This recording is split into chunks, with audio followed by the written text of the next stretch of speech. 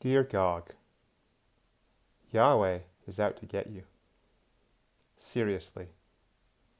You're going to think that your sinister scheme against Israel to attack them while they rest peacefully and securely is all your idea. But it's not. Yahweh is making you do this, and they're making you think that it's your choice. Then, when you get to Israel, Yahweh will get angry at you for attacking their people.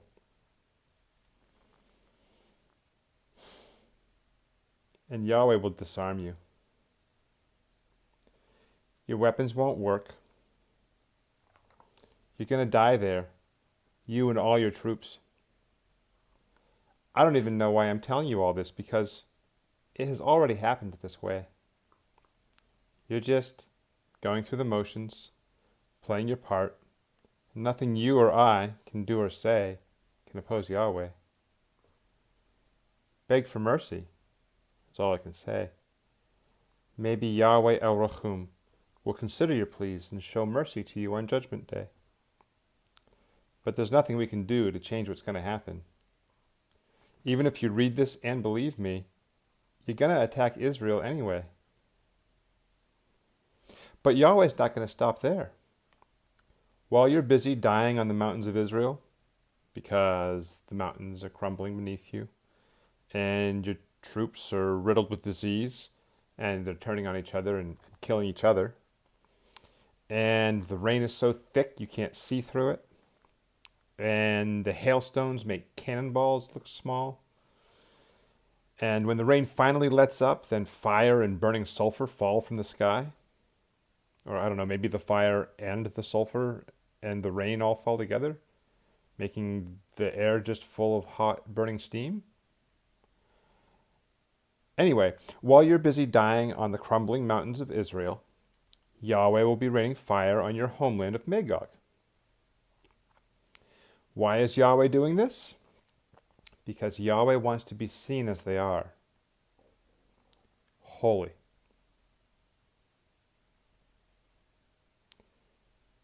And this will work. Yahweh wants the whole world to know who they are. Yahweh Elohim, Yahweh Kadosh, El Gemula. And this will work. After this, there will never again be any question about who is God, who's in control, and how Yahweh Savat responds when someone messes with their kids.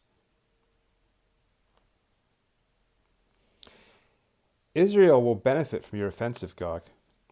They'll use your armaments and weapons of war as fuel for Israel. For 7 years, Israel will be powered by the very weapons that were meant to destroy them. Magog will be in ruins. Your hordes and your homebodies will be dead.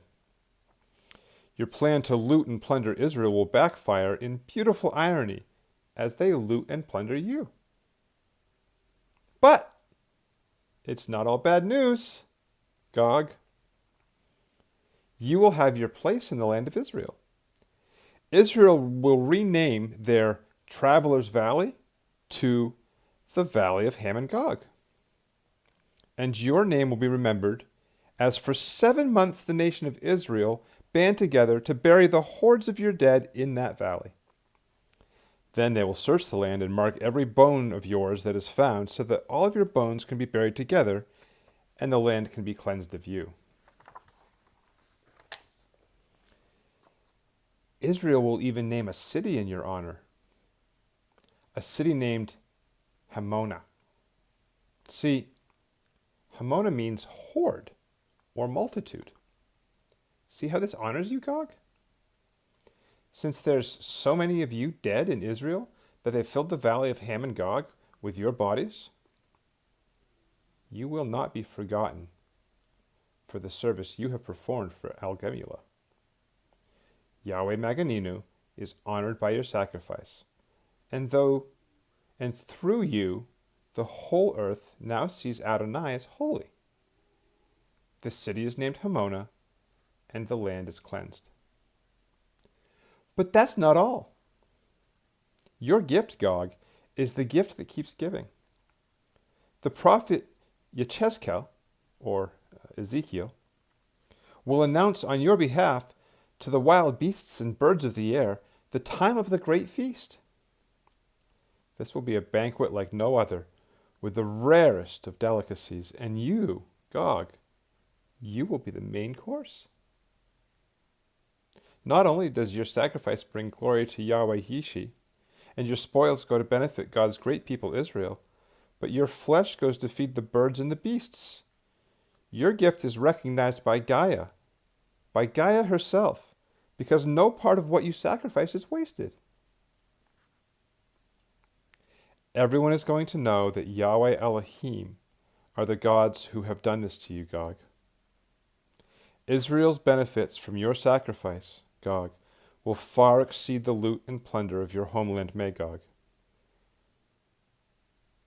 Israel will never doubt Yahweh again. In fact, everyone, the whole world, will know that Yahweh Goali are behind not only your defeat, but everything going back to the exile of Israel. When Israel was scattered from their homeland and spread out into all the surrounding nations, that was Yahweh. And when Israel was gathered back into their homeland, that was Yahweh. And when Israel lived at peace, resting securely in their homeland, that was Yahweh. And when you, Gog, tried to take advantage of that peace and security, that was Yahweh. And when you utterly failed, and your homeland was given to Israel, that was Yahweh. All the time. The whole world will know it was Yahweh all the time. We will see Yahweh as God. We will know they are El Shaddai, God Almighty. We will know Yahweh Elohim are the only gods. They are sovereign, and they do what they want. Israel will see Yahweh's face from that day forward, forever. Yahweh Ori will be the light of Israel for all eternity.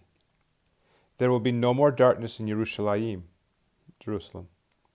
All will know Yahweh Adonai forever. So, Gog, let me be the first to say, thank you for your service and sacrifice to Yahweh. I realize, as burning sulfur pours from the sky, that you may not see it that way. But I hope you will someday. I hope on Judgment Day that you can be thankful to Yahweh for the part you were chosen to play. I hope you can be proud that Yahweh was sanctified as holy through you for all the world to see, and I hope you can beg El Rakhuum for mercy on that day.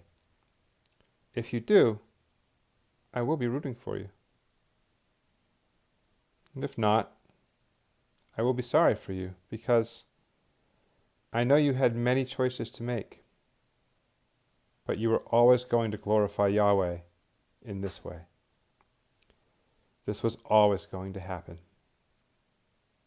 Sincerely, Johnny.